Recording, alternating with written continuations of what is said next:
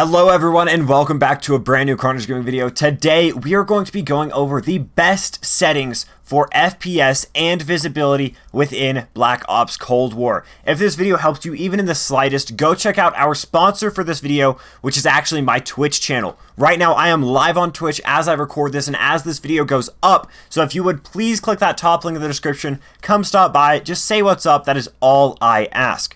Now, let's hop into the topic of today's video, the best settings for Black Ops Cold War. Right now, we're in the beta, and I've optimized my settings to give me the best FPS and visibility even while I'm streaming, so trust me, these are great.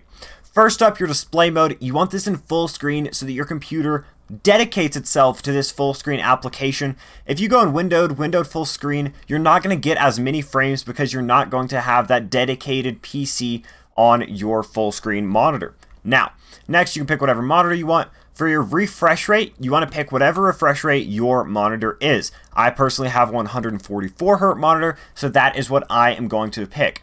Next, we have gameplay VSync.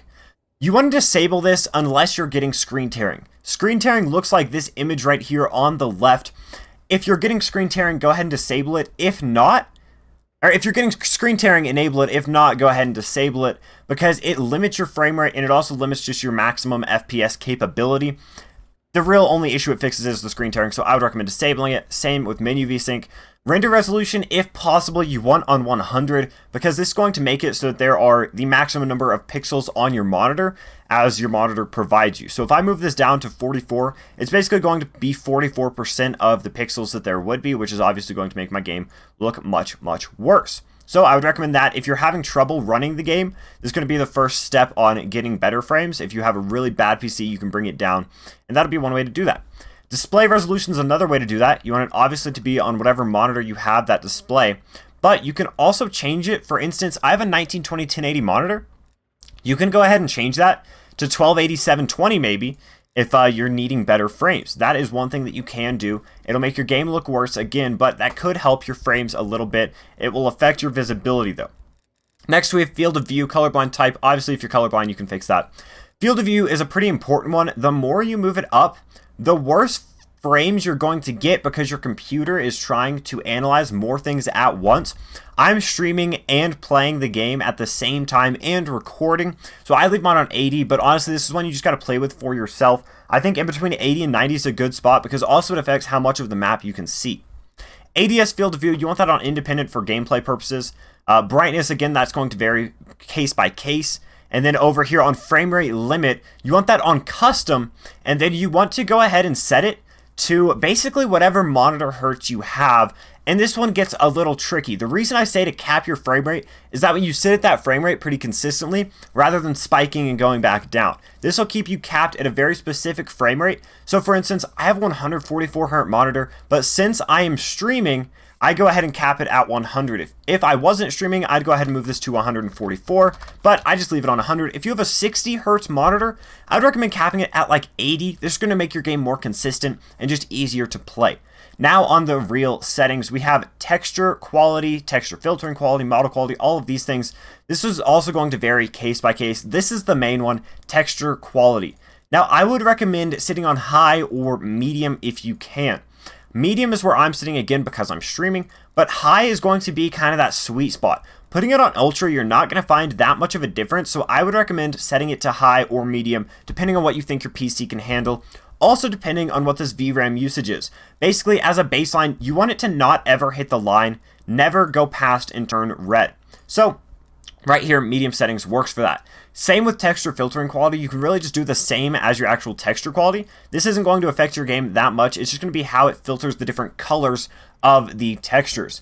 Now, model quality, I actually have on low because this one doesn't affect you hardly at all. Here you can look at the difference between low and high and notice there's really no difference. This is just going to be the smoothness of corners and different models right here. Like here you can tell these aren't perfect circles, whereas here they are. This affects your game very minimally, so I would leave it on low because also it can help with your visibility, and I'll explain that later.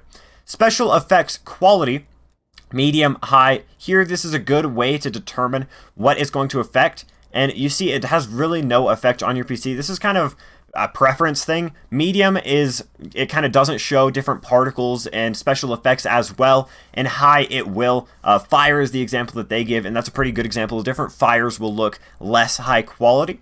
And then if we look at screen space reflection, you actually want this one on disabled, and same with object view distance, you want on medium. So here's the reason for this. You want medium on object view distance. This isn't your view distance on actual players.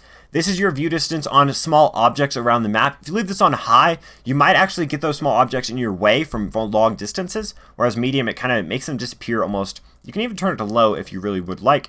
And screen space reflection, this is going to be a reflection off of certain objects within the game. I have this disabled because it really doesn't help at all in any situation, and it can decrease your visibility on maps like Miami because of the water that is on the ground. So I would highly recommend disabling that. Now we have shadows and lighting. Here again, it shows us the different qualities of the shadows. I have mine on low, but you can see there's really not that big of a difference graphically on what it does to your game. So we're going to go ahead and leave that on low. Same with volumetric lighting.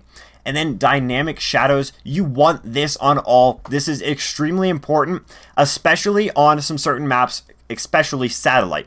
So satellite is an important one to have your shadows on, because there are certain areas of the map that you can actually see people before they peek something because of their shadows. So go ahead and turn this to all no matter what. It's a very important one. Special effects shadows, not as important, but I think it makes the game look better.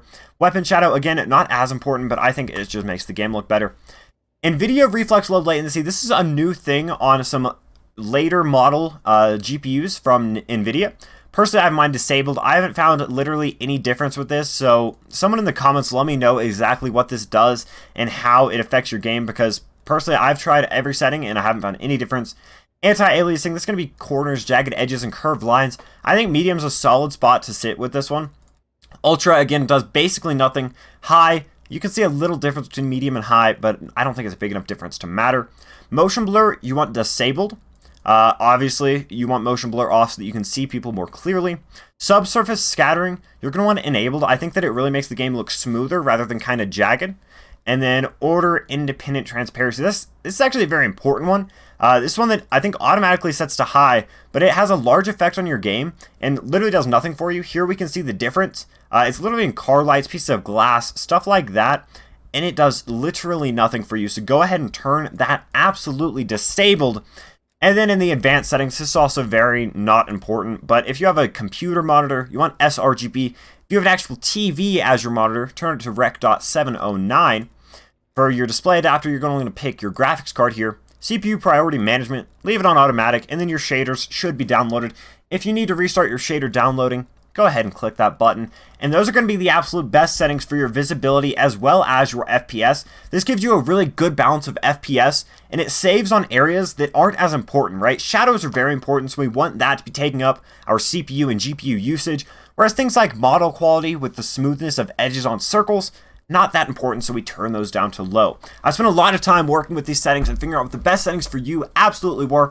Again, this is sponsored by my Twitch channel. We're live right now. I can see people talking in the chat as we record this video, so go ahead and click that link at the top of the description. I appreciate you for watching through this entire video, and I will see you in the next one.